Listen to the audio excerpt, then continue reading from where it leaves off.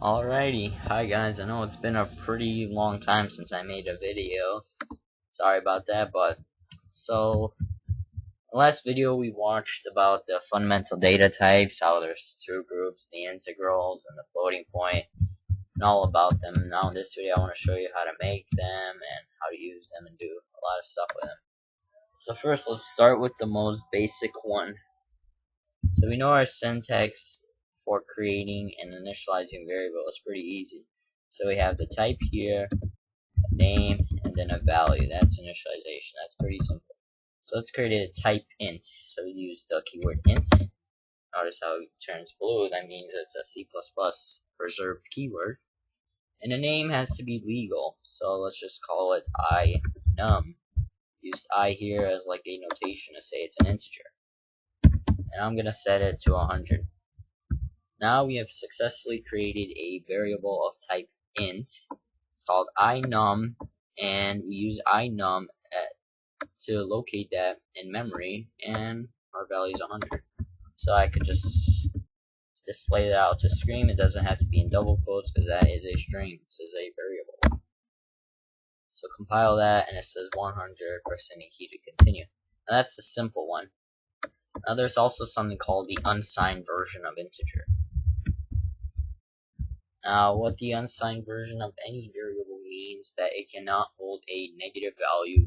So actually the maximum value for that type is doubled. So I'm gonna say num unsigned integer num. I should say int here. And I'll just set it to like 60,000. And let's go over how to create a short variable. Short is used for storing smaller numbers. Just call it snum. Set it to 500. And then we also have the unsigned version of snum. Now I'm gonna pause the video and I'm gonna write out all the different variables you could do with fundamental data types in C++.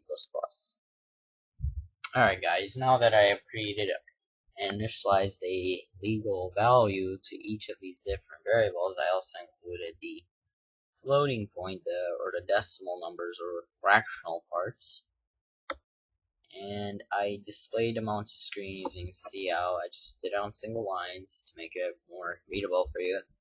I'm gonna compile and run this, and I get all my numbers here.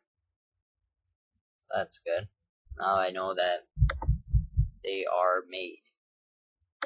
So now I want to show you is how to get the size of, or before I do that actually, let's talk about the type char. It's another one.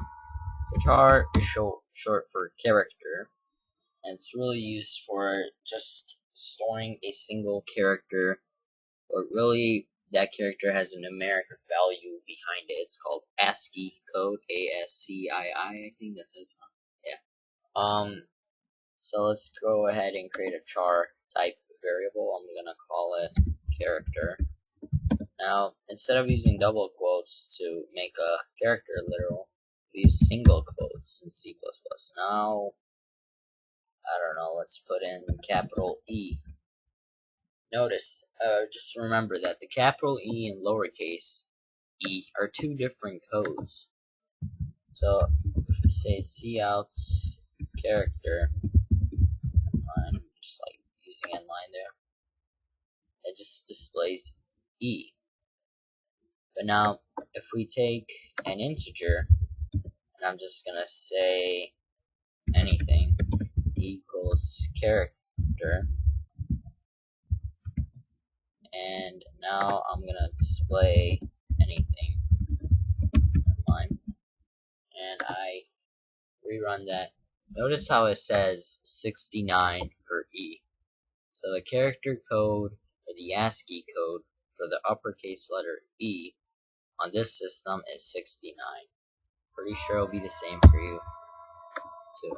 So now let's say we take character, and since it's really a number, we could do numeric operations like add. So we're gonna take character, the current value of it, and add 1 to it. And I'm just gonna say do the same thing for anything. There's an easier way, but I don't want to go into that now.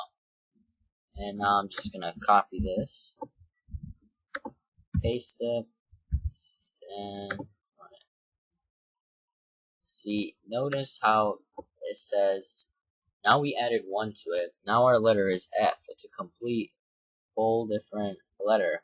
And the character code also is updated, it's 70.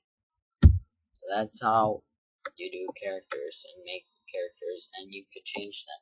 Since it's really a number value behind it, you could do numeric operations on it. Alright, so the next thing that I want to talk about is how to make symbolic C++ constant.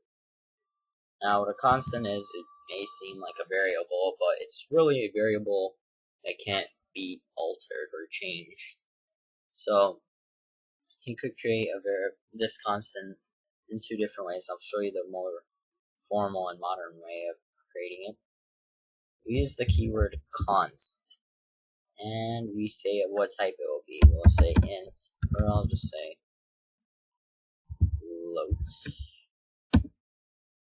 And we give it a name. Usually you want to give it all uppercase letters. And now assign it a value of 3.14. So now wherever you use this pi right here, it will be replaced with 3.14, and it is of type float. So I'll just go say cout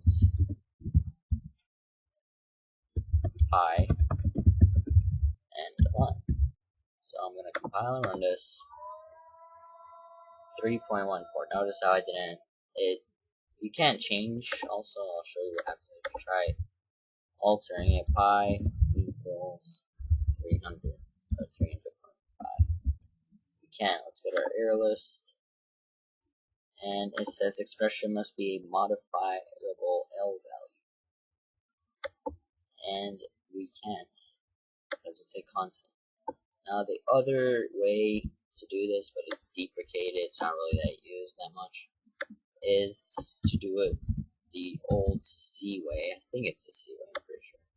As we go up here, we say define pi 3.14. That's the old way. You don't really want to use this way. It's not, the other way is better because it's much better. Just don't use this way. Just wanted to show you that you could do it this way too. Alright, so that's all I wanted to do for this video. I'll talk about more in the next video about escape sequences and stuff like that, and maybe some addition operators. So that's pretty much it that I wanted to talk about. So thank you for watching. Bye.